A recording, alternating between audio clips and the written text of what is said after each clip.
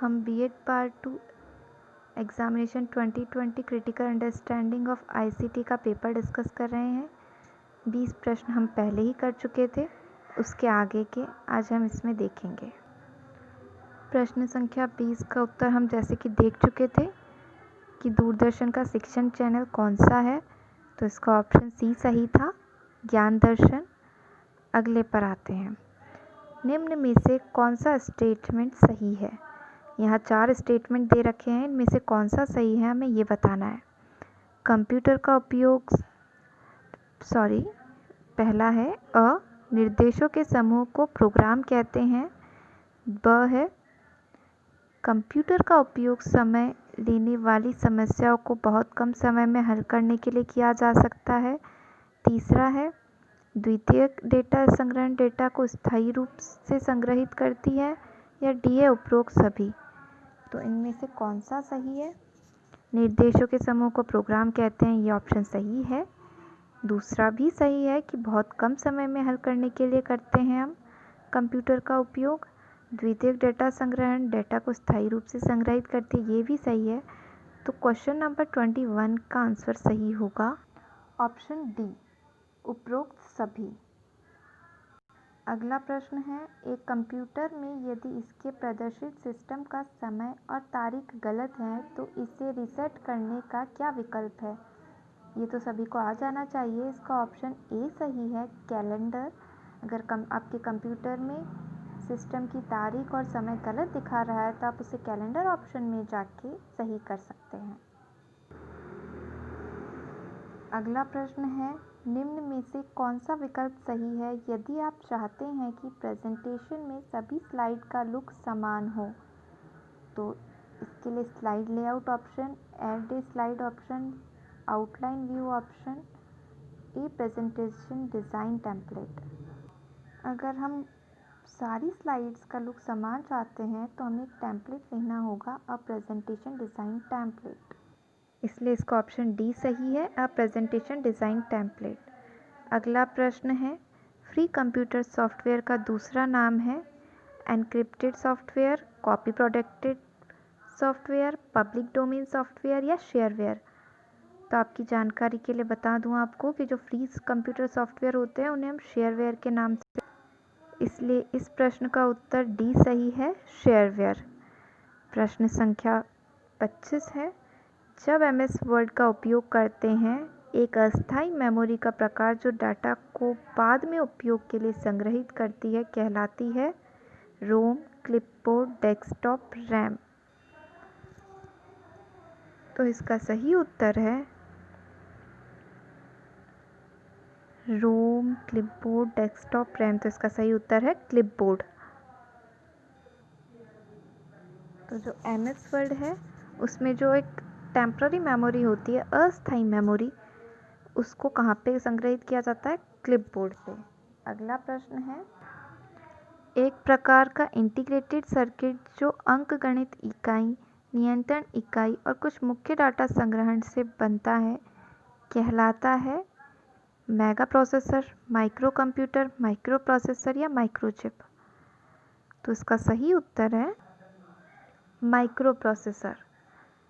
Integrated circuit में जो arithmetic unit होती है अंकगणित इकाई, नियंत्रण इकाई को हम कह सकते हैं कंट्रोल यूनिट, और जो और कुछ अन्य मुख्य डाटा संग्रहण होते हैं उन सब से मिलकर जो बनता है वो होता है माइक्रो प्रोसेसर। अगला सवाल है, कंप्यूटर में से कौन सा वाक्य, माफ़ कीजिएगा, निम्न में से कौन सा वाक्य गलत है? हटाई गई फाइल्स रिसाइकिल बिन में पाई जाती है। ये तो बिल्कुल सही है, गलत नहीं है। हम ज़रूरत होने पर रिसाइकिल बिन से फाइल का पुनः संग्रहित कर सकते हैं, ये भी सही है।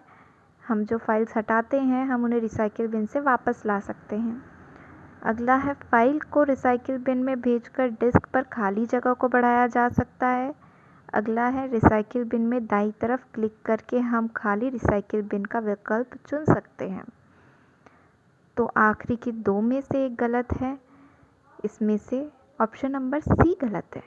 फाइल को रिसाइकिल बिन में भेजकर डिस्क पर खाली जगह को बढ़ाया जा सकता है, ऐसा बिल्कुल नहीं है, क्योंकि वो रिसाइकिल बिन में भी सेव होती है तो डिस्क पर कोई खाली जगह नहीं होती है, इसलिए इसका ऑप्शन नंबर सी सही है।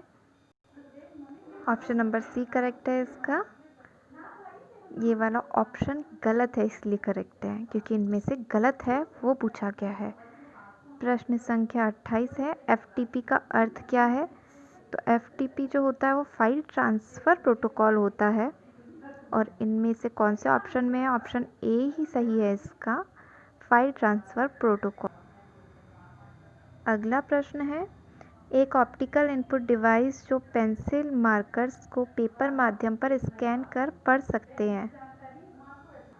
ये जो आप OMR शीट्स भरते हैं अलग अलग एग्ज़ाम्स में, उनको जो पढ़ सकते हैं उसका नाम पूछा गया है, तो इसका सही ऑप्शन होगा OMR, ऑप्शन बी। ये अपन जो पेंसिल से मार्क करते हैं उनको पढ़ सकते हैं।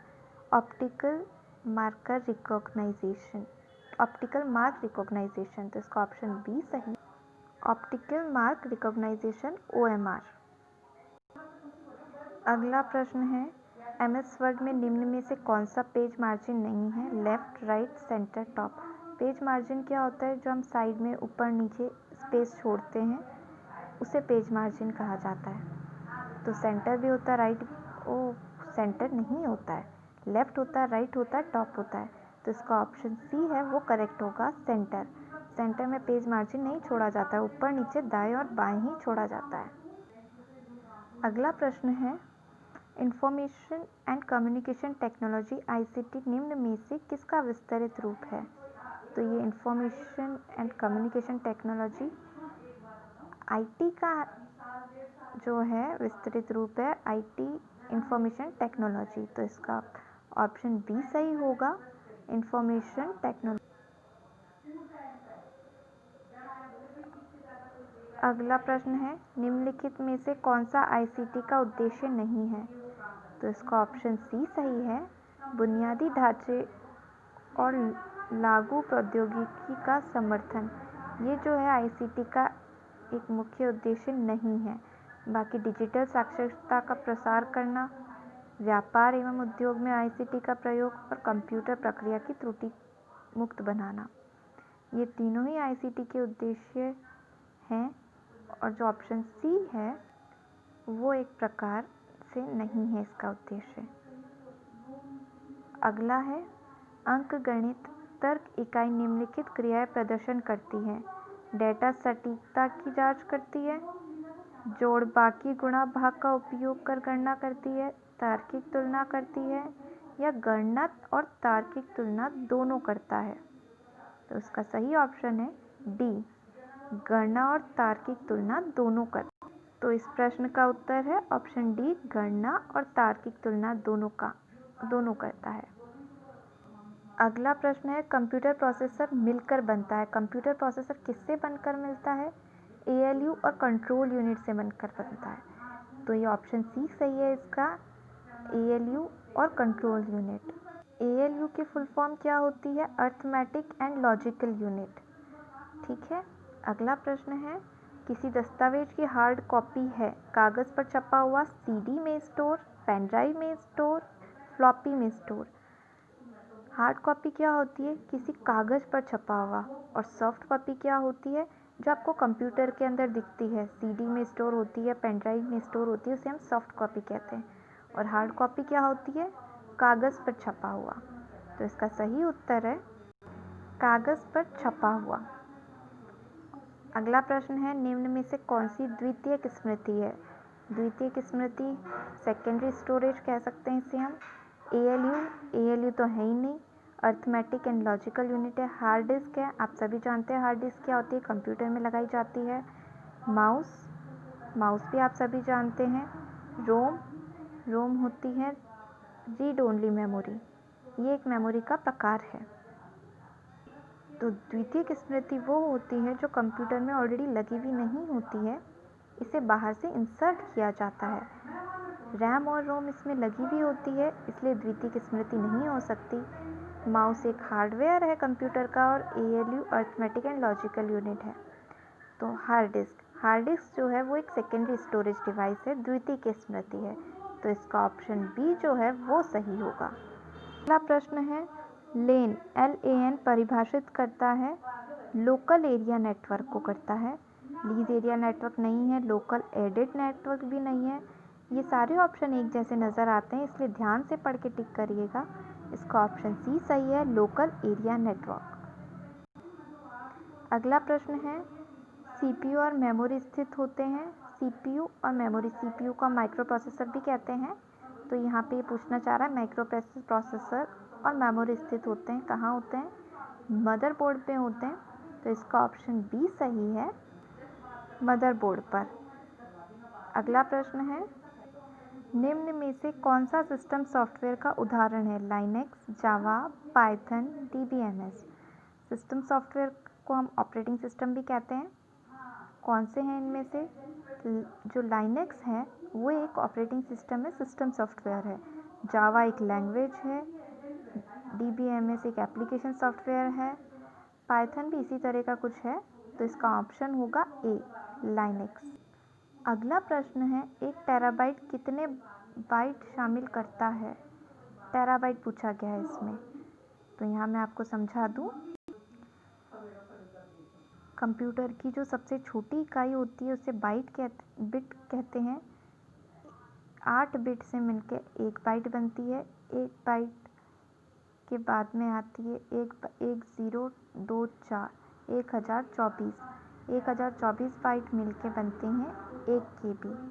1024 KB मिलके बनते हैं 1 MB, और 1024 MB मिलके बनते हैं 1 GB, और 1024 GB मिलके बनते हैं 1 टेराबाइट। तो इसका सही उत्तर होगा ऑप्शन नंबर ए। अगला प्रश्न, इसके अगले प्रश्न का लिए आपको नेक्स्ट पार्ट देखना पड़ेगा, इसलिए धन्यवाद।